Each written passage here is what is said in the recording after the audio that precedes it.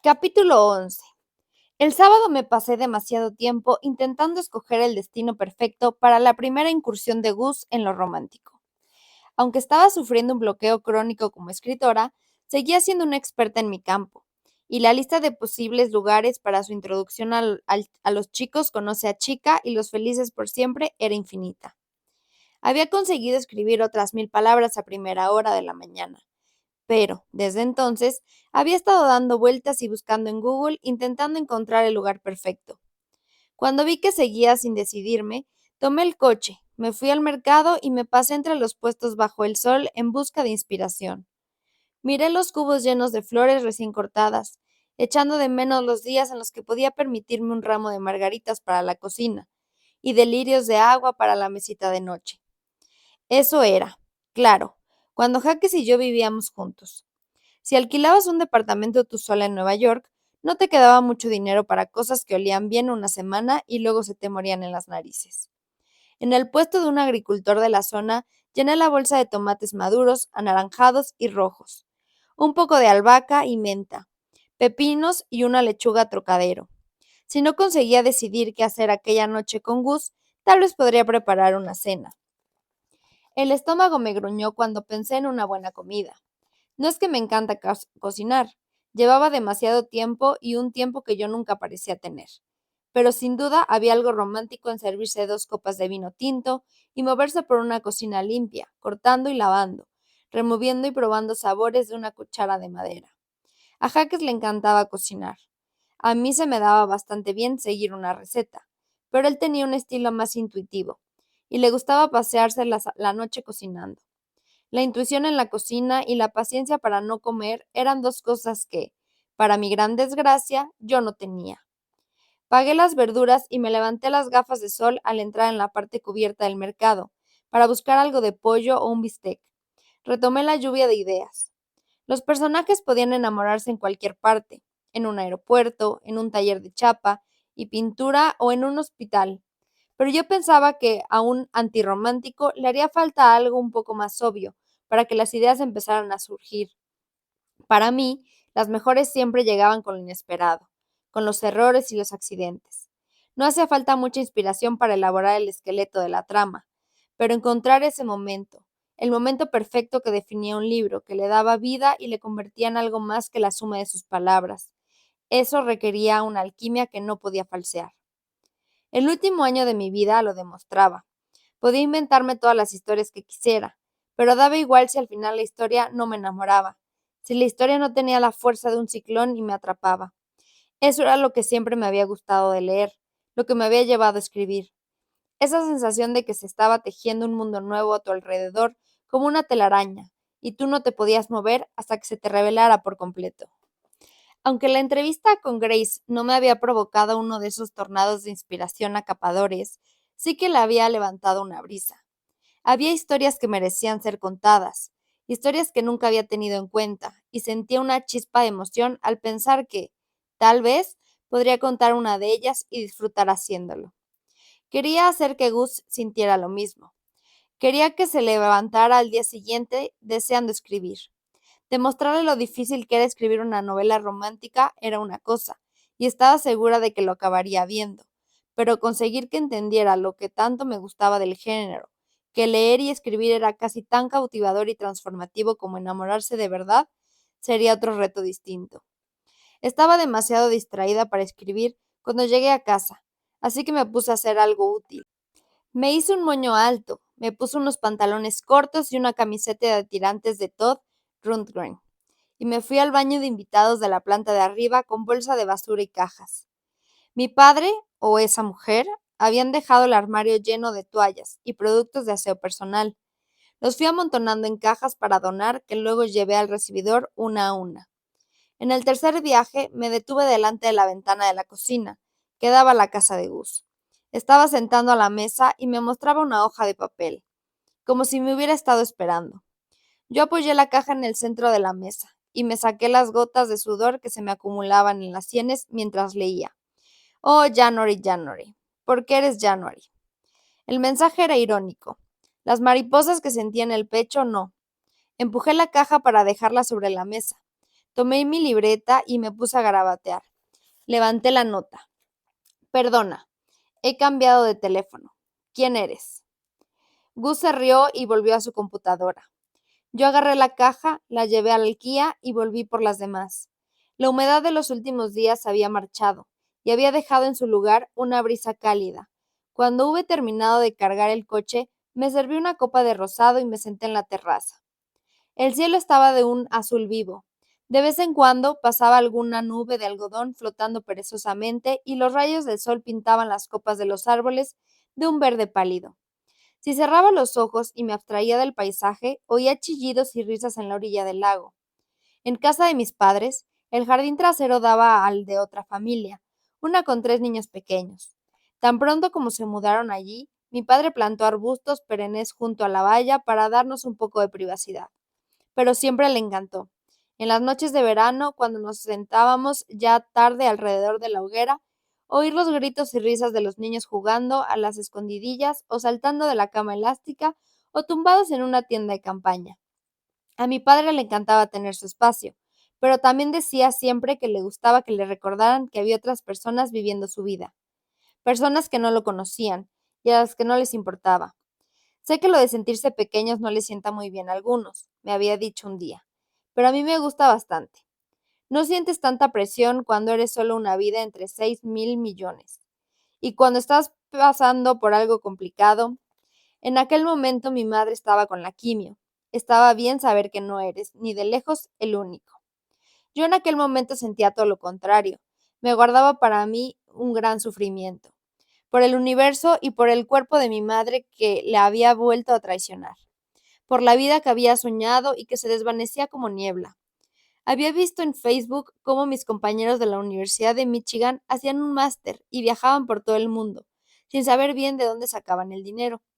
Había visto sus publicaciones del Día de la Madre desde rincones remotos del mundo. Había oído a los niños que vivían detrás de mis padres chillar y reír jugando al escondite. Y estaba muy dolida, porque el mundo pudiera hacernos aquello otra vez a nosotros. Y todavía más, porque sabía que si hablaba de ello, solo conseguiría hacer sentir peor a mi madre. Y luego superó el cáncer por segunda vez, y me sentí agradecidísima, más aliviada de lo que nadie podía sentirse. Nuestra vida volvía a su cauce, los tres, más fuertes que nunca. Estaba segura de que nada podría separarnos. Pero seguía de luto por aquellos años perdidos en consultas médicas y el pelo que se le había caído a mi madre y el tiempo que pasó ella, que era tan activa, tumbada en el sofá. Yo sabía que esos sentimientos no encajaban con nuestra vida de postal post-cáncer. No aportaba nada útil ni bueno, así que me los volví a guardar. Cuando me enteré de lo de Sonia, salieron todos los golpes contra mi padre, fermentados, convertidos en rabia con el tiempo, como uno de esos payasos de juguete que sale disparado de una caja. Una pregunta. Levanté la vista y vi a Gus apoyado en la barandilla de su terraza. La camiseta gris que llevaba puesta estaba igual de arrugada que todo lo que le había visto llevar. Dudaba de que su ropa llegara a pasar nunca del cesto de la ropa limpia a los cajones, y eso dando por hecho que la lavaba, aunque su pelo revuelto también sugería que tal vez acababa de levantarse de la siesta. Fui a apoyarme en la barandilla que quedaba a mi lado de los 3 metros que nos separaban. Espero que sea sobre el sentido de la vida. Eso o cuál es el primer libro de la serie de Bridget Jones. Lo segundo, por supuesto, dijo. Y también si tengo que llevar smoking esta noche. Me esforcé por no sonreír. Pagaría $100 por ver en qué condiciones está su smoking bajo tu régimen de lavandería. Y eso que estoy sin dinero. Él puso los ojos en blanco. A mí me gusta pensar que es más bien una democracia de lavandería. Ya, pero es que, si dejas que un ser inanimado vote si quiere que lo laves o no, no te va a responder. January, ¿vas a llevarme a una recreación de baile de La Bella y la Bestia o no? Estoy intentando prepararme. Lo observé. Vale, te contestaré, pero a condición de que me digas si de verdad tienes un smoking. Me devolvió la mirada. Después de una pausa larga, suspiró y se inclinó por encima de la barandilla. El sol había empezado a ponerse y las venas y los músculos tensos de sus brazos musculosos crearon sombras sobre su piel. Vale, sí, tengo un smoking. Yo me eché a reír. ¿En serio? ¿Qué eres? ¿Un Kennedy? Nadie tiene un smoking en su casa. He aceptado contestar a una pregunta. Ahora dime qué tengo que ponerme. Teniendo en cuenta que solo te he visto con variaciones casi imperceptibles de la misma ropa, puedes deducir sin miedo a equivocarte que no planificaría algo para lo que necesitaras un smoking. Hasta ahora, que ya sé que tienes un smoking. Ahora puede pasar cualquier cosa. Pero esta noche, tu disfraz de camarero cascarrabias está bien. Él negó con la cabeza y se puso derecho. Fantástico, dijo y entró en casa. En ese momento supe a dónde iba a llevar a Gust Everett. Vaya, soltó Gus con ironía. La feria, que había encontrado a 12 kilómetros de nuestra calle, estaba en el estacionamiento que había delante de unos grandes almacenes y cabía ahí con demasiada facilidad. Acabo de contar las atracciones, dijo Gus. 7. Ay, qué orgullosa estoy de que hayas contado hasta 7. Yo que pensaba que no sabías hacer la O con un canuto. Lo provoqué. A ver si a la próxima vez llegas a 10. Mira, ojalá tuviera un canuto ahora mismo, refunfuñó Gus. Es perfecto, repliqué. ¿Para qué? ¿Para qué va a ser? Repuse. Para enamorarse. Gus soltó una carcajada y yo me sentí demasiado orgullosa de ello otra vez. Venga, sentí una punzada de arrepentimiento cuando di mi tarjeta de crédito en la taquilla a cambio de 2 pulseras de pase ilimitado, pero me alivió ver que Gus me interrumpía para insistir en pagar en la suya. Esa era una de las muchas cosas horribles de estar sin dinero. Era una mierda tener que pensar en si podías invitar a alguien. Eso no ha sido muy romántico por mi parte, supongo, dije, mientras nos metíamos entre la muchedumbre que se agalopaba alrededor de un puesto en el que jugaban a meter pelotas en unos cántaros de leche de hojalata. Bueno, por suerte para ti, eso de ahí es más o menos mi definición exacta de romanticismo, indicó señalando los excusados portátiles que había a un lado del solar. Un adolescente con la gorra hacia atrás se abrazaba la barriga y pasaba el peso de una pierna a otra mientras esperaba que uno de los baños se quedara vacío, y una pareja a su lado se enrollaba con ganas. Gus, dije inexpresiva, esos dos se gustan tanto que se están liando 1 metro de un montón de mierda, literalmente. Esa yuxtaposición es, en resumen, la lección entera sobre comedias románticas de esta noche. ¿De verdad no provoca nada en ese corazoncito de hielo tuyo? ¿En el corazón? No. ¿En el estómago? Un poco. Me está entrando diarrea solo de ver a su amigo. ¿Te imaginas pasártelo tan mal con tus amigos que un excusado portátil se convierte en un rayo de esperanza? ¿Algo a lo que aferrarte? Un lugar en el que dejar de preocuparte. Estamos observando un futuro existencialista. Puede que hasta un novelista cachondo, pero distante. Puse los ojos en blanco. La noche que estaba pasando ese muchacho fue lo que viví yo en toda la preparatoria y gran parte de la universidad, y de algún modo sobreviví con el tierno corazón intacto. Y una mierda, espetó Gus. ¿Cómo? Te conocí en la universidad, January. Me parece que esa es la más grande de la serie de grandes exageraciones que has hecho esta noche. Vale, te conocía de vista, rectificó. Pero lo importante es que no eras la campeona con diarrea.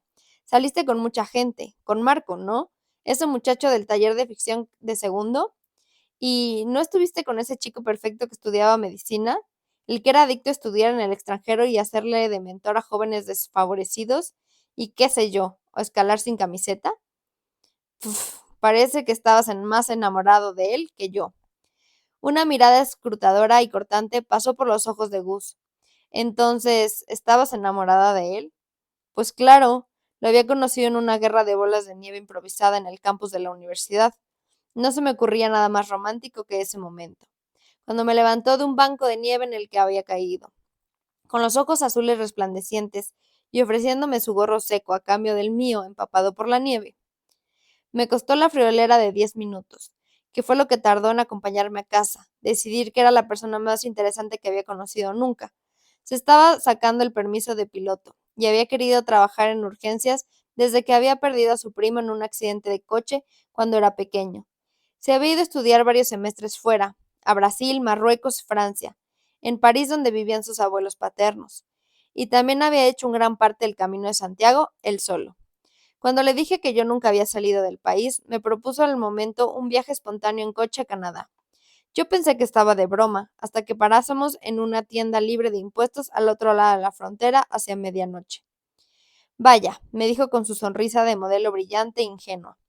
A la próxima tenemos que ir a algún sitio en el que te sellen el pasaporte. Toda esa noche adoptó un tinte difuso y de color de rosa, como si lo estuviésemos soñando todo. Si lo pensaba ahora, en cierto sentido, sí que había sido un sueño. Él haciéndose el interesante, yo haciéndome la espontánea y la despreocupada como siempre. Por fuera éramos muy diferentes, pero en esencia los dos queríamos lo mismo, una vida envuelta en un halo de magia, cada momento más espectacular y resplandeciente y sabroso que el anterior. Durante los 6 años siguientes estuvimos decididos a envolvernos en ese halo mágico por el otro. Eché a un lado los recuerdos. Nunca estuve con Marco, le respondí a Gus. Fui con él a una fiesta y él se fue con otra. Gracias por recordármelo. La risa de Gus se convirtió en un oh exagerado y apenado. No pasa nada, seguí adelante. Gus la dio la cabeza con los ojos clavados en los míos. ¿Y el chico perfecto? Estuvimos juntos, admití. Pensaba que me casaría con él. Y luego mi padre murió y todo cambió. Habíamos superado muchas cosas juntas durante la enfermedad de mi madre, pero yo siempre había mantenido la entereza. Había encontrado formas de callar la preocupación y pasármelo bien con él. Sin embargo, cuando murió mi padre fue diferente. Jaques no sabía qué hacer con aquella versión de mí, la que se quedaba en la cama y no podría escribir ni leer sin desmoronarse, la que paseaba por casa sin hacer nada y dejaba que el montón de ropa sucia creciera y la fealdad entrara en nuestro departamento de ensueño, lo que nunca quería dar fiestas ni pasear por el puente de Brooklyn durante la puesta de sol, ni planear una escapada de última hora al Parque Nacional de Árboles de Josué. Él me repetía una y otra vez que yo no era la misma, pero se equivocaba. Era la misma de siempre. Solo había dejado de intentar emitir ese halo de luz en la oscuridad por él y por nadie. Fue nuestra preciosa vida juntos, las vacaciones increíbles, los grandes gestos y los ramos hechos a mano con flores recién cortadas, dispuestos en jarrones, lo que nos había mantenido juntos tanto tiempo. No fue que quisiera estar con él a todas horas, ni que fuera el mejor hombre que había conocido. Pensaba que ese era mi padre, pero ahora él era el padre de mi serie preferida de los 2000, Veronica Mars. Ni que fuera mi persona favorita, ese era Shadi. Ni que me hiciera reír hasta que me saltaban las lágrimas.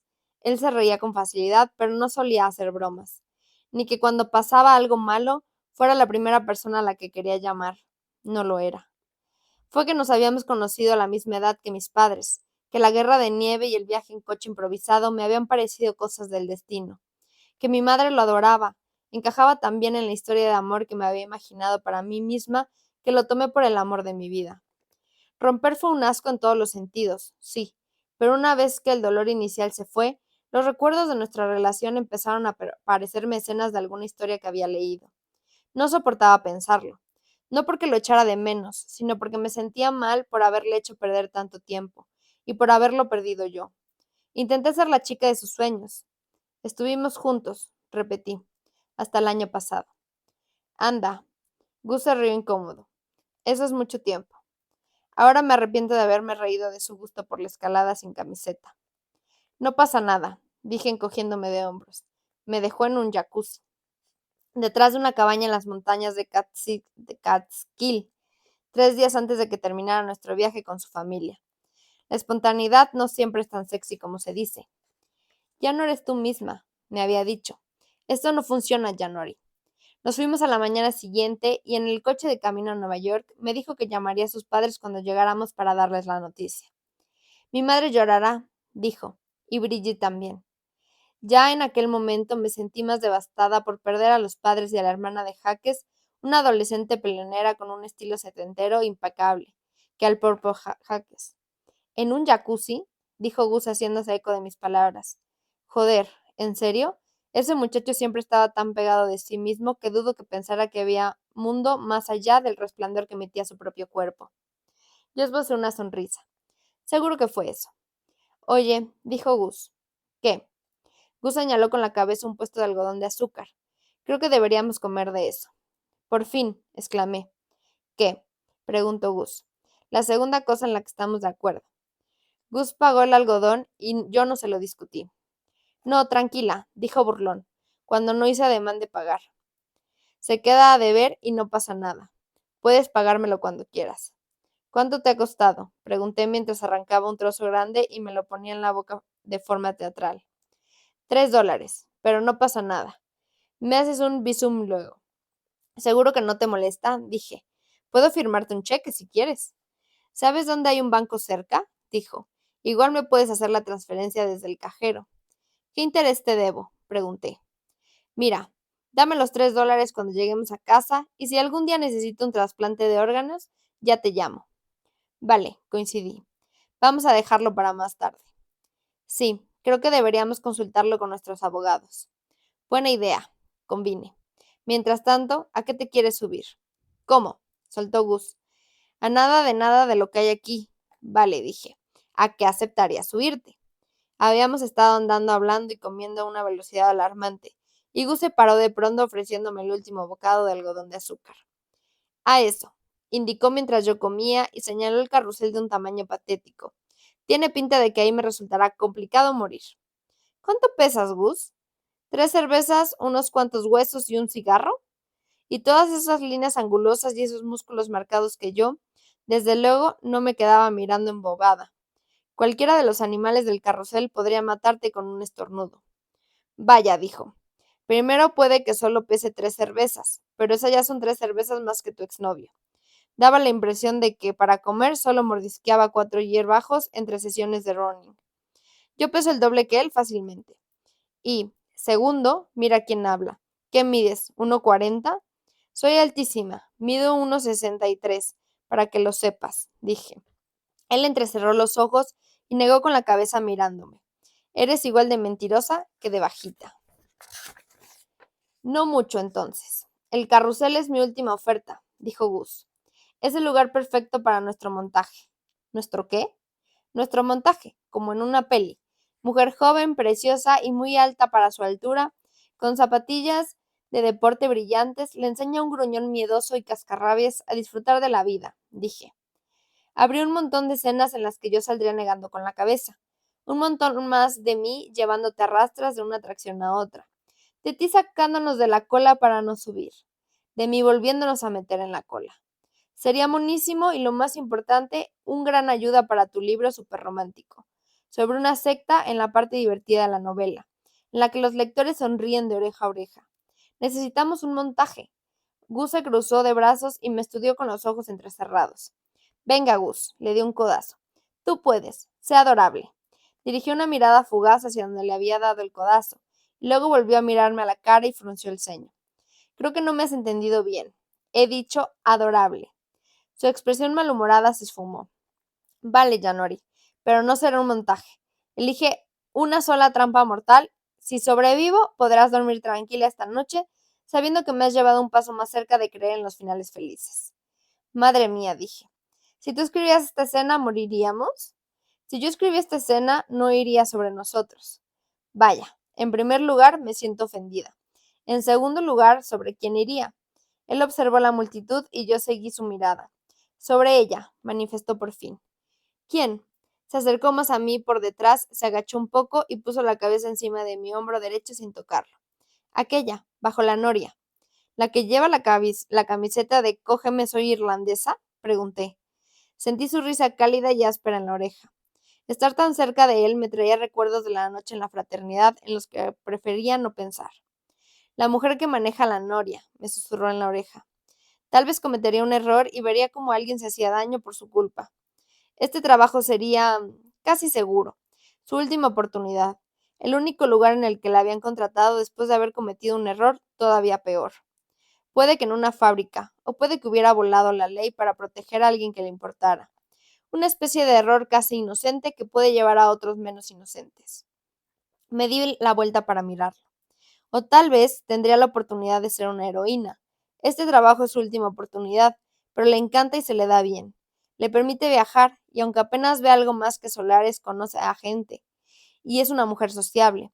El error no es suyo, la máquina falla, pero ella toma una decisión espontánea y le salva la vida a una niña. Esa niña crece y se convierte en congresista o en cirujana. Sus caminos vuelven a cruzarse al cabo de un tiempo. La maquinista de la Noria es demasiado vieja para seguir viajando con la feria. Vive sola y siente que ha desaprovechado la vida. Y un día está sola y le da un ataque al corazón. Casi muere, pero consigue llamar a emergencias. La ambulancia la lleva a toda prisa al hospital y resulta que su médica es aquella niña. La mujer de la Noria no la reconoce, claro, Ha crecido mucho, pero la médica nunca podrá olvidar la cara de la mujer de la noria.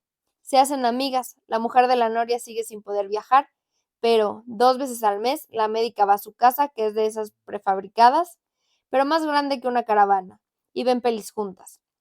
Películas ambientadas en diferentes países. Ven Casablanca y piden comida marroquí. Ven El Rey y yo y comen comida siamesa, sea lo que sea eso. Y hasta ven El diario de Bridget Jones, como lo oyes, mientras zampan fish and chips.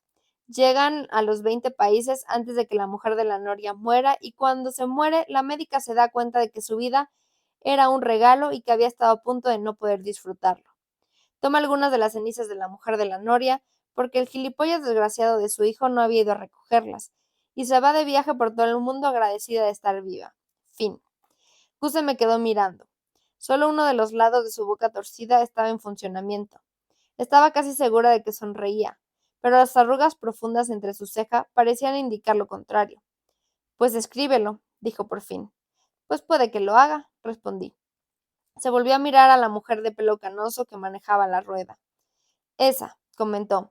Estoy dispuesto a subirme a eso, pero solo porque tengo fe ciega en la mujer de la rueda. Capítulo 12. No hubo montaje. La noche pasó lenta sobre el asfalto cálido, bajo el brillo fluorescente y entre el ruido chirriante del metal de las atracciones baratas. Horas comiendo fritanga y bebiendo cerveza con sabor a limón de latas pegajosas entre visitas a cada una de las 7 atracciones. Nada de llevar a nadie a rastros a una cola. Solo paseamos y nos contamos historias. Gus señaló a una chica embarazada con un tatuaje de alambre de espino. Esa se une a la secta. ¿Qué va? Le discutí. Que sí, pierde el bebé. Es horrible. Lo único que empieza a devolverla a la vida es un youtuber al que sigue, que está haciéndose famoso. Conoce a New Aiden por él. Va a un seminario un fin de semana y se queda para siempre. Se queda 2 años, rebatí. Pero después su hermano pequeño va a buscarla. Ella no quiere verlo y los de seguridad intentan sacarlo de allí. Pero entonces saca una ecografía. Su novia May está embarazada. Es un niño. Sale de cuentas en un mes. Ella no se va con él, pero esa noche intenta marcharse. Tomó el revelo Gus. Se lo impiden. La encierran en una sala blanca para descontaminarla. Dicen que, al haberse expuesto a la energía de su hermano, se le ha alterado la química del cerebro. Tiene que completar 5 pasos de purificación. Si al final sigue queriendo irse, la dejarán. Los completa, dije yo. El lector cree que la hemos perdido, que está atrapada, pero la última frase del libro es una especie de pista, algo que ella y su hermano solían decir, una señal de que ha guardado una parte secreta de ella misma y de que el único motivo por el que no se ha marchado todavía es porque hay gente atrapada a la que quiere salvar. Estuvimos pasándonos la pelota así toda la noche, y cuando paramos fue solo porque subirme al zig-zag me había dejado tan mareada que bajé corriendo para ir al cubo de basura más cercano y vomitar. A pesar de estar devolviendo el perrito caliente con chile que me acababa de comer, no podía evitar pensar que la noche había sido más o menos un éxito. Al fin y al cabo, Gus me había recogido el pelo y me lo había apartado de la cara mientras vomitaba. Por lo menos hasta que había refunfuñado. Joder, no soporto el vómito. Y se había ido corriendo con arcadas. De vuelta a casa, descubrí que no soporto era una forma de menos vergonzosa de decir me aterra. El nominado al National Book Award August Everett era emetofobo, desde que una niña llamada Ashley, que iba a su clase, le había vomitado en la coronilla cuando tenía 10 años. No vomitó desde hace unos 15 años, me dijo, y he tenido gastroenteritis 2 veces en ese tiempo. Yo luchaba para no reírme mientras conducía. En general, las fobias no me hacían gracia, pero Gus era un aterrador convertido en investigador de sectas. Nada de lo que Grace había dicho en la entrevista lo había hecho siquiera pestañear, y sin embargo, unas atracciones baratas y un poco de vómito casi acababan con él. Perdona, dije recuperando el control de mí misma. Le eché una ojeada. Estaba despatarrado en el asiento del copiloto, con un brazo detrás de la cabeza. No me puedo creer que mi primera lección sobre historias de amor haya desenterrado varios traumas que tenías. Por lo menos no has terminado tú también. Ya sabes. No lo dije por si acaso. Sus ojos se volvieron a mirarme y un lado de la boca se le curvió hacia arriba. Me he ido justo a tiempo, créeme. Un segundo más y te habría hecho un Ashley Phillips. Toma ya, dije. Y aún así has venido a recogerme el pelo. Qué noble, qué valiente, qué generoso. Lo decía por molestarlo, pero la verdad es que había sido muy amable. Sí, bueno, si no tuvieras un pelo tan bonito, ni me habría molestado. Sus ojos volvieron a fijarse en la carretera. Pero he aprendido la lección. No intentaré hacerme el héroe nunca más. Mis padres se conocieron en una feria. No había querido decirlo, se me había escapado. Gus me miró con una expresión inescrutable. ¿Sí? Asentí. Tenía toda la intención de dejar el tema, pero los últimos días habían aflojado algo que llevaba dentro, y las palabras salieron por sí solas. El primer año de Universidad Estatal de Ohio. Ay, no, la Universidad Estatal de Ohio no, bromeó. La gente de Michigan y la de Ohio tenían una gran rivalidad, de la que solían olvidarme debido a mi total ignorancia en materia deportiva. Los hermanos de mi padre lo habían llamado cariñosamente el Gran Desertor, y él me había llamado con el mismo nombre en broma cuando elegí la Universidad de Michigan. Pues sí, esa misma, dije siguiéndole el juego. Nos quedamos en silencio unos segundos. Venga, me animó Gus, cuéntamelo. No, respondí con una sonrisa suspicaz. No te interesa. Estoy obligado por ley a escucharte, afirmó, como si no voy a aprender sobre el amor. Un dolor me atravesó en el pecho. Pues igual de ellos no. Él le puso los cuernos. Mucho, cuando ella tenía cáncer. Vaya, dijo Gus. Menuda mierda. Dice el hombre que no cree en la pareja. Se pasó un mano por el pelo que ya tenía despeinado, dejándolo más desastrado aún. Sus ojos se volvieron hacia mí en un instante y luego miró la carretera de nuevo. La fidelidad nunca ha sido mi problema. Ser fiel durante un periodo de 2 semanas no es muy impresionante que digamos, señalé. Que sepas que salí con Tessa Armstrong un mes, dijo. ¿Y estuviste solo con ella? Porque me parece recordar una noche sórdida en una fraternidad que sugiere lo contrario. La sorpresa se adueñó de su cara. Entonces había cortado con ella. Te vi con ella esa mañana, solté. Tendría que haberme dado vergüenza admitir que me acordaba de todo aquello, pero Gus no pareció reparar en ello. De hecho, parecía algo ofendido por mi observación. Volvió a revolverse el pelo y dijo irritado. Corté con ella en la fiesta. No estaba en la fiesta, dije. No, pero como no estamos en el siglo XVII, tenía un teléfono. ¿Llamaste a tu novia desde una fiesta y la dejaste? Exclamé. ¿Pero por qué? Me miró con los ojos entrecerrados. ¿Por qué crees tú, January? Agradecí la oscuridad. De pronto tenía la cara encendida. Sentía como si me cayera lava por las entrañas. Lo estaba entendiendo mal. Debía preguntar. Aquello había pasado hace casi una década, y aunque las cosas hubieran terminado de otra forma aquella noche, no tendría por qué significar nada ahora. A pesar de todo, estaba ardiendo. Coño, proferí. No conseguí soltar nada más. Él se rió. En fin, tus padres, dijo. Seguro que no fue todo malo. Yo carraspé. No puedo sonar menos natural. Habría sido lo mismo si hubiese gritado, no quiero hablar sobre mis padres tristes mientras pienso en cosas eróticas sobre ti. Y hubiese acabado con aquella situación. No lo fue, dije concentrándome en la carretera. O eso creo. Y la noche que se conocieron, insistió. De nuevo me salieron las palabras a borbotones, como si hubiera necesitado soltarlas todo aquel año. O tal vez solo estaba agradecida por tener algo que nos distrajera de la otra conversación. Fueron a una feria que organizaba una iglesia católica del pueblo, le expliqué.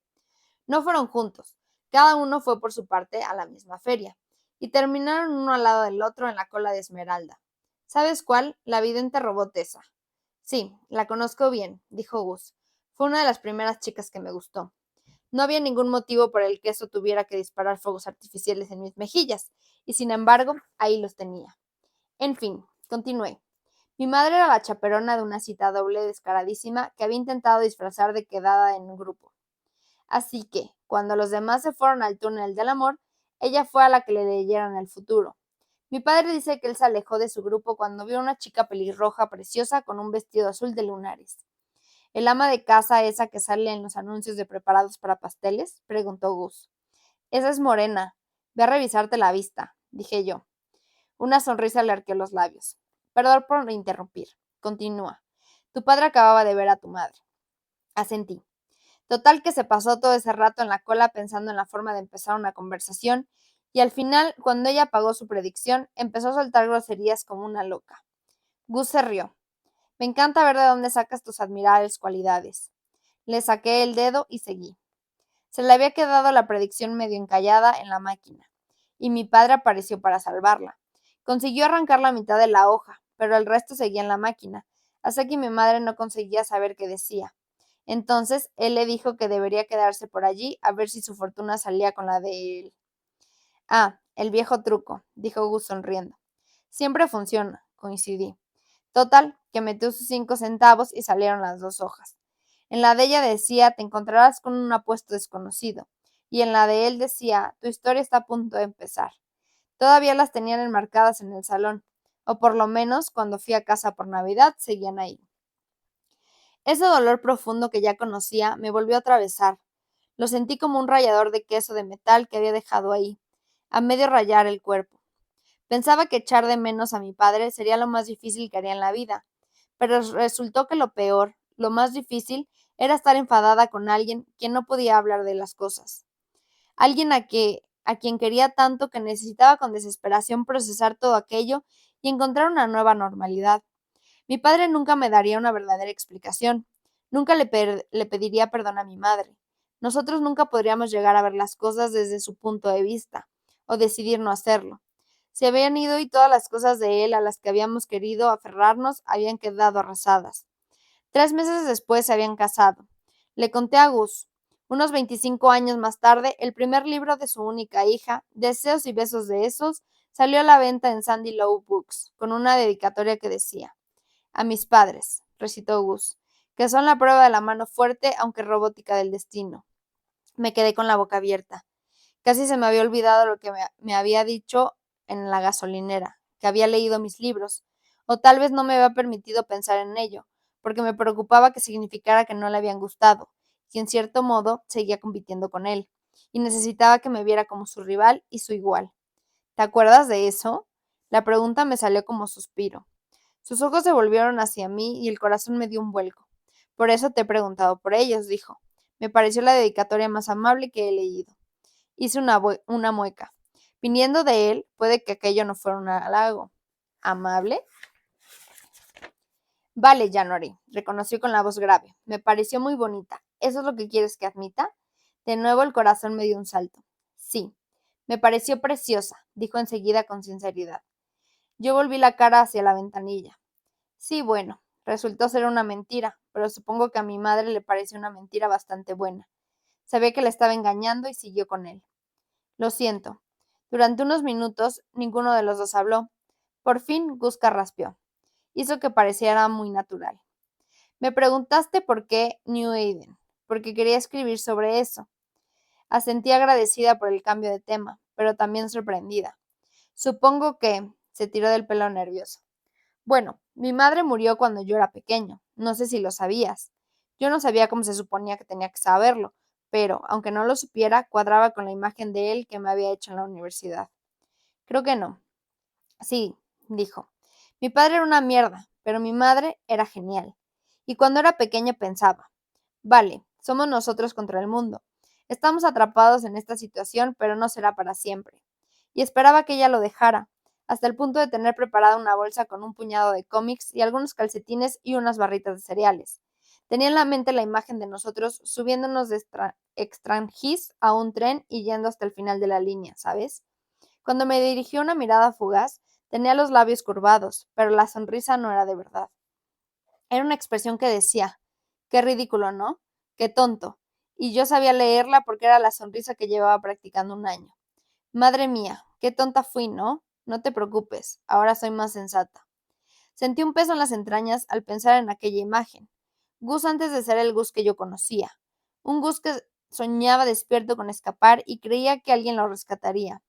¿A dónde pensabas ir? Pregunté. Lo que salió fue poco más que un suspiro. Sus ojos volvieron a la carretera y el músculo de su mandíbula se tensó un instante y luego se relajó. Volví a tener la cara serena. A un bosque de secuoyas, dijo. Estoy bastante seguro de que pensaba que podríamos construir una casa en un árbol. ¿Una casa en una secuoya? Repetí en voz baja, como si fuera una oración en secreto. En cierto sentido lo era. Era una pequeña parte de un Gus que nunca me había imaginado, uno con ideas románticas y esperanza por cosas improbables. Pero, ¿qué tiene que ver eso con New Haven? Él se aclaró la voz y miró el retrovisor del copiloto y volvió a fijar la mirada en la carretera. Supongo que, hace unos años, me di cuenta de que mi madre no era una niña. Se encogió de hombros. Yo pensaba que estaba esperando el momento perfecto para marcharnos, pero ella nunca iba a marcharse. Nunca me dijo que fuera a hacerlo. Podría habernos sacado de ahí y no lo hizo. Negué con la cabeza. Dudo que fuera tan simple. Por eso, murmuró. Sé que no era tan simple, y cuando hablo de este libro, le digo a la gente que quiero explorar los motivos por los que la gente se queda, sin importar lo que les cueste. Pero la verdad es que quiero entender sus motivos. Sé que no tiene sentido. Lo de la secta no tiene nada que ver con ella, sin importar lo que les cueste. ¿Qué le había costado a la madre de Gus quedarse? ¿Qué le había costado a Gus? El peso en mis entrañas se había propagado y me presionaba en el interior del pecho y las manos. Yo había empezado a publicar novelas románticas porque quería seguir viviendo en mis momentos más felices, en el refugio que el amor de mis padres había sido siempre. Me había sentido reconfortada por los libros que me prometían un final feliz y había querido darle a alguien ese mismo regalo. Gus escribía intentando entender algo horrible que le había pasado. No era de extrañar que lo que escribiéramos fuera tan diferente. Sí que tiene sentido, dije por fin. Nadie entiende lo que buscar respuestas parentales post-mortem tanto como yo. Creo que, si ahora mismo viviera 300, encontraría la forma de pensar que va sobre mi padre. Me dedicó una sonrisa apenas perceptible. Tremenda peli. Era claramente un gracias y pasemos otro tiempo. Por muy diferente que yo creyese que éramos, me parecía como si Gus y yo fuéramos dos extraterrestres que se habían encontrado en la Tierra. Había descubierto que hablaban de la misma lengua. Deberíamos hacer un cineclub, dije. Siempre estamos de acuerdo en esto de las pelis. Se quedó callado un momento, pensativo. De verdad que era una dedicatoria preciosa, repitió. No me pareció una mentira. Puede que sea una verdad complicada, pero no una mentira. El calor me llenó hasta que me sentí con una tetera esforzándose mucho por no silbar. Cuando llegué a casa, abrí la computadora portátil y compré un ejemplar de las revelaciones. Y entonces llegó el verdadero montaje. Diseccioné el manuscrito, lo partí y guardé las partes en documentos distintos. Ellie se convirtió en Eleonor. Pasó de ser una agente inmobiliaria desdichada a un funambulista desdichada con una marca de nacimiento en forma de mariposa en la mejilla. Necesitaba detalles absurdamente específicos. Su padre se convirtió en un trasgasable y su madre en una mujer barbuda. Pasaron del siglo XXI a principios del siglo XX. Iban en un circo ambulante. Aquella era su familia, un grupo muy unido que terminaba todas las noches fumando tabaco de liar alrededor de una hoguera. Era el único mundo que ella conocía. Estaban juntos a todas horas, pero de alguna forma se contaban muy pocas cosas. Con su trabajo no había mucho tiempo para hablar.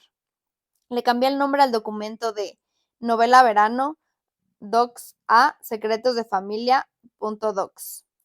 Quería saber si en algún momento se podía llegar a conocer a alguien, si saber cómo era, cómo se movía y hablaba, y las caras que ponía, y las cosas que intentaba no mirar, significaba conocerlo, o si saber cosas sobre esa persona, dónde había nacido, todas las personas que había sido, a quién quería, los mundos de los que venía, significaba algo. Le di un secreto a cada uno. Eso fue lo fácil. La madre de Eleanor se estaba muriendo, pero no quería que nadie lo supiera. Los payasos que todo el mundo pensaba que eran hermanos eran en realidad amantes. El tragasables mandaba cheques a una familia que vivía en Oklahoma. Se volvieron cada vez más distintos a las personas que yo conocía, pero, de algún modo, sus problemas y secretos se hicieron más personales. No podía plasmar en papel o mi madre o mi padre o mi madre. No me saldría bien, pero aquellos personajes llevaban dentro la verdad de las personas a las que yo quería. Sobre todo me gustaba escribir sobre un mecánico llamado Nick. Me encantaba saber que nadie excepto yo reconocería nunca el esqueleto de Augustus Everett alrededor de cualquiera que había construido el personaje. Gus y yo nos acostumbramos a escribir nuestras respectivas mesas de la cocina hacia mediodía, y casi todos los días nos turnábamos escribiéndonos notas. Se volvieron cada vez más elaboradas. Era evidente que, aunque algunas eran espontáneas, otras estaban planificadas, escritas esa mañana o incluso en la noche anterior, cuando llegaba la inspiración. Las que escribíamos en el momento se volvían especialmente absurdas, cuando llevábamos horas trabajando y la locura se apoderaba de nosotros. A veces me reía tanto que perdía el control muscular de las manos, y no podía escribirle más. Nos reíamos hasta que los dos terminábamos con la cabeza en la mesa. A él se le salía el café por la nariz. Yo casi me ahogaba bebiendo el mío.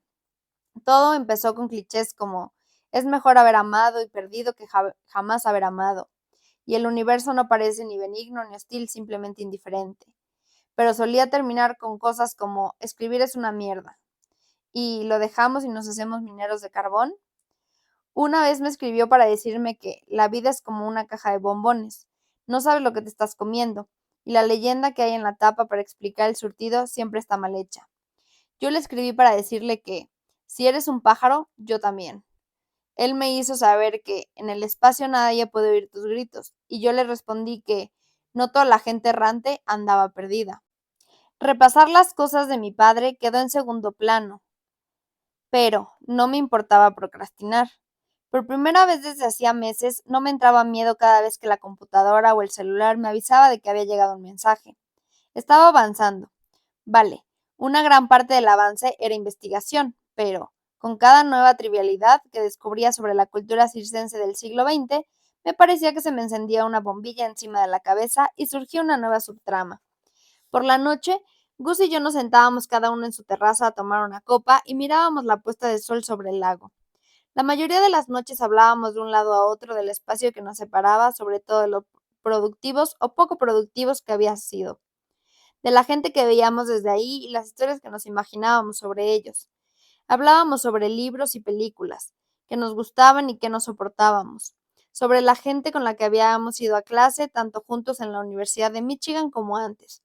Sarah Tulane, que me tiraba del pelo en la guardería, María Sjorgen, que cortó con un Gus de 16 años cuando llevaban ya 3 meses de relación, me dijo demasiado orgulloso de sí mismo, porque se fumó un cigarrillo cuando estaba con ella en el coche, y besar a un fumador es como lamer un cenicero.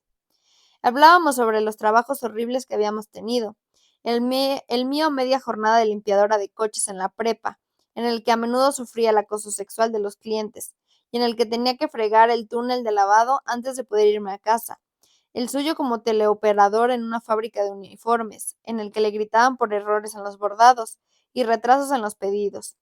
Hablamos sobre los discos más bochornosos que teníamos y los conciertos a los que habíamos ido que más vergüenza nos daban, que no mencionaré por dignidad. Y otras veces nos quedábamos sentados en silencio. No se podía decir juntos, pero tampoco solo desde el todo. ¿Qué me dices? Le pregunté una noche. ¿El romanticismo y la felicidad son más complicados de lo que pensabas? Al cabo de un momento dijo, nunca he dicho que fueran fáciles. Lo diste a entender, señalé. Di a entender que eran fáciles para ti, repuso. Para mí son tan complicados como te estarás imaginando. La posibilidad flotaba en el aire. En cualquier momento uno de los dos podía haber invitado al otro a su casa, y tanto el uno como la otra habríamos aceptado. Pero ninguno lo hizo, y las cosas siguieron como estaban. El viernes salimos a investigar un poco más temprano que la semana anterior, y nos fuimos hacia el este, alejándonos del lago. ¿Con quién hemos quedado esta vez? Pregunté. Gus solo respondió. Ronald. ¿McDonald? Me encantan sus hamburguesas. Lo creas o no, ese es otro Ronald, dijo Gus. Estaba perdido en sus pensamientos. Casi no participa en nuestro pique habitual. Esperé que dijera algo más, pero no añadió nada. Gus se volvió hacia mí como si hubiera olvidado de que estaba allí, y mi presencia lo hubiera asustado. Se rascó el mentón, la barba que solía llevar corta, aunque poco cuidada, le había crecido. ¿Todo bien? Pregunté. Sus ojos pasaron de mí a la carretera y volvieron 3 veces antes de que asintiera. Casi pude verlo, cómo se tragaba lo que fuera que hubiese sopesado si decirlo o no. Ronald formó parte de New Eden, explicó en lugar de eso. Entonces solo era un niño. Su madre lo sacó de allí pocos meses antes del incendio. Su padre se quedó. Estaba demasiado metido en todo aquello. Entonces su padre... Gus asintió. Murió en el incendio. Habíamos quedado con Ronald en un Olive Garden, una cadena de restaurantes italianos, y cuando entramos, Gus me advirtió de que Ronald era exalcohólico. Llevaba 3 años sin beber, dijo Gus mientras esperábamos delante del atril de la recepción. Lo he dicho que no beberíamos nada. Llegamos antes de que Ronald a la mesa y pedimos refrescos. No había tenido ningún problema hablando en el coche, pero lo de estar sentados cara a cara en una mesa del Olive Garden era otra historia. ¿No te sientes como si tu madre acabara de traernos de cenar antes del baile de fin de curso? Pregunté. Nunca fui al baile de fin de curso, replicó. Yo hice como si tocara con tristeza un violín, y en ese momento me di cuenta de que no tenía ni la menor idea de cómo se sujetaba un violín. ¿Pero qué? Dijo Gus inexpresivo. ¿Qué haces? Diría que estoy agarrando un violín, respondí. No, dijo. Ya te digo yo que no. Seguro.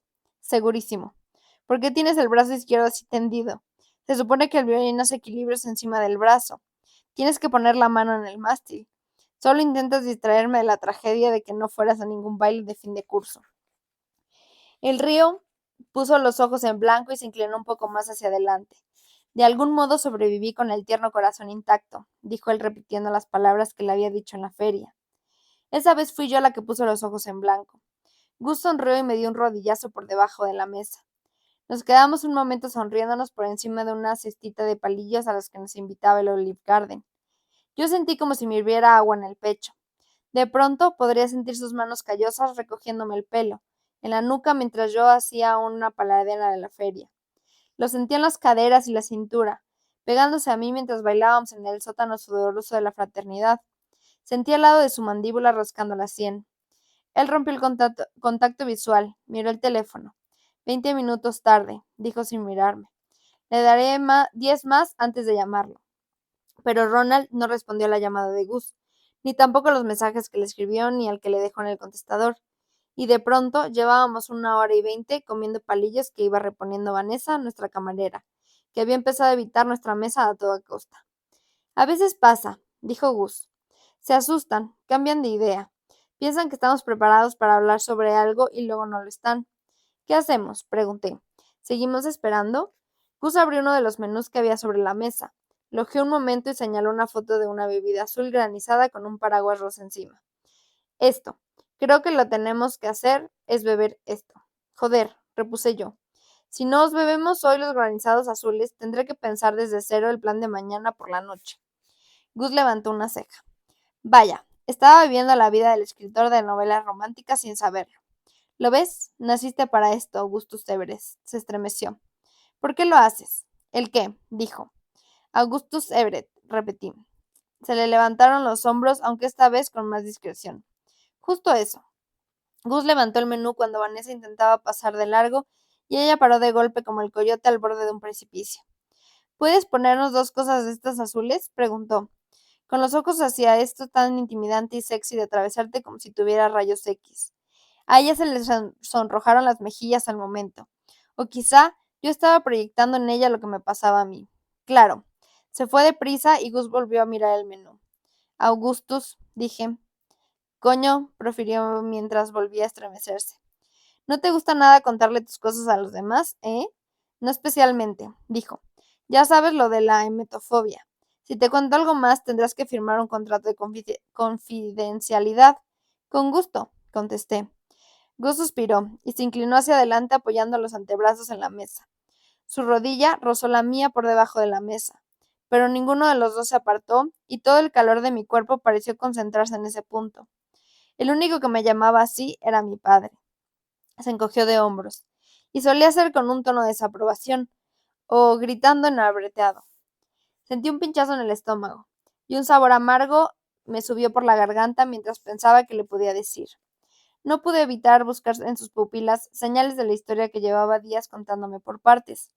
Su madre se había quedado con su padre, sin importar lo que le costase, y una parte de ese coste había sido que su hijo terminara detestando su propio nombre.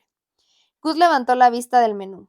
Parecía tranquilo, serio, pero era una mirada ensayada a diferencia de la franqueza cautivadora que a veces se apoderaba de su cara cuando estaba perdido en sus pensamientos, intentando entender una información nueva. Lo siento, dije impotente. Siento que tu padre fue un mal tipo. Gus se rió de forma casi impredecible. ¿Por qué siempre dice eso a la gente? No tienes por qué sentirlo. Es algo del pasado. No te lo he contado para que te sintieras mal. Bueno, me lo has contado porque te lo he preguntado, así que por lo menos déjame que sienta haber hecho la pregunta. Se encogió de hombros. No pasa nada. Gus, dije. Él volvió a mirarme a los ojos. Sentí que me recorría una sensación cálida de pies a cabeza. Su expresión había cambiado, y ahora era curiosa. ¿Cómo eras tú?, preguntó. ¿Cómo? Tú ya sabes mucho sobre mi infancia. Quiero saber cómo era January de pequeñita. Uy, era una intensa. La vibración de su risa cruzó la mesa y mi interior se volvió efervescente como el champán. Lo adivinó. Escandalosa, precoz, con la habitación llena de libros organizados, con un sistema que solo tú entendías. Tenías muy buena relación con tu familia y con un par de amigas cercanas, con las que probablemente sigas hablando con asiduidad, pero te hacías amiga de todo lo que se movía. Querías ser la mejor en todo, aunque nadie supiera que habías ganado. Ah, y te ponías a hacer malabares o bailar claqué para llamar la atención. Vaya, repuse algo estupefacta. Me has descrito tal cual y, a la vez, me has puesto una regañada. Aunque las clases de claqué fueron idea de mi madre. Yo solo quería los zapatos. Pero, bueno, se te ha olvidado que durante un breve periodo de tiempo le hice un altar a Sinead O'Connor. Parece que pensé que me hacía parecer interesante. Él rió y negó con la cabeza. Seguro que eras una rarita monísima. La verdad es que sí era una rarita, dije. Creo que fue por ser hija única. Mis padres me trataban como una televisión andante, como si fuera una niña prodigio, graciosísima e interesante. Me pasé la mayor parte de mi vida con una confianza en mí misma y en mi futuro delirante, en serio. Y con una confianza delirante que, pasará lo que pasara, mi casa siempre será el refugio de los tres. Sentí que un Sentí una quemazón en el pecho. Cuando levanté la mirada me encontré con los ojos de Gus. Me acordé de dónde estaba y de dónde y con quién estaba hablando, y medio esperé que se burlase. La ingenua optimista de los finales felices por fin había aterrizado, y las gafas de color rosa había quedado por el suelo hechas añicos. En lugar de eso, dijo, hay cosas peores que tener una confianza delirante. Estudié sus ojos oscuros y fijos en los míos, y su boca torcida y relajada. Una expresión de sinceridad total. Estaba más convencida que nunca de que yo no era la única que había cambiado desde la universidad, y no estaba segura de qué decirle a este nuevo Gust Everest. En algún momento los cócteles granizados azules habían aparecido en la mesa, como por arte de magia. Me aclaré la voz y levanté el vaso. Por Ronald, coincidió Gus, y chocó su vaso de plástico con el mío. La mayor decepción de la noche hasta ahora es que no han puesto las paragüitas del papel, observé. ¿Ves?, dijo Gus. Son este tipo de cosas las que me impiden creer en los finales felices. En esta vida nunca te ponen los paraguas de papel que te han prometido. Gus, tú tienes que ser los paraguas de papel que quieres ver en este mundo, repuse. Gandhi era un hombre sabio. En realidad era una cita de mi poetista favorita, la famosa cantante de los 90, Jewel. Presionó la rodilla contra la mía y el calor se acumuló entre mis piernas. Yo le devolví la presión. Sus dedos ásperos me tocaron la rodilla con vacilación y subieron hasta que se encontraron con mi mano. Despacio, puse la palma hacia arriba y él me dibujó círculos intensos en el pulgar. Cuando le acerqué más la mano, entrelazó los dedos con los míos y nos quedamos ahí sentados, tomados de la mano debajo de la mesa, haciendo como si no estuviéramos actuando como niños de 16 años y no estuviéramos un poco obsesionados con el otro. ¿Se podía saber qué estaba pasando? ¿Qué hacía y por qué no podía parar? ¿Qué hacía él? Cuando nos trajeron la cuenta, Q retiró la mano de golpe y sacó la cartera. Yo pago, dijo sin mirarme. Capítulo 13. Soñé con Gust Everett y cuando me desperté necesité una ducha.